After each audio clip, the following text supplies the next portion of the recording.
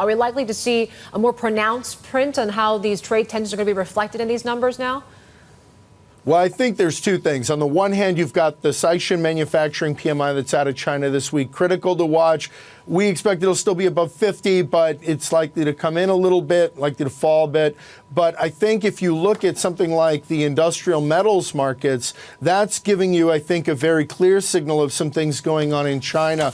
You look at aluminum, you look at copper, nickel, lead, zinc.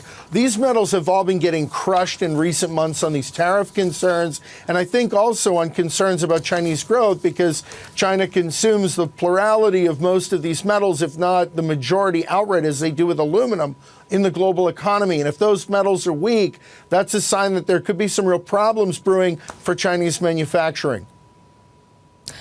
We've seen this, the Europeans and the U.S., they seem to have reached a bit of a truce here on the trade front. Do you think that the EU can actually import enough LNG and soybeans to make up for the loss from China? I don't think so. I think that you could see increases there, but that Chinese offset's going to be very tough to match.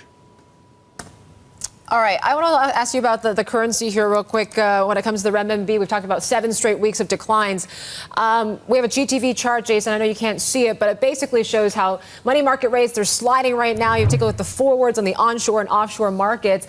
I guess you could say that's a signal that things could stabilize for the currency. But on another angle, you could say this just makes sure the yuan virtually free right now. Where do you think the renminbi goes from here?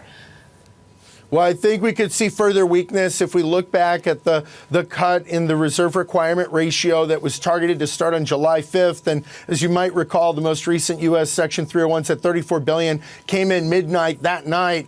I don't think it's a coincidence. We've seen the renminbi weakening in most recent weeks.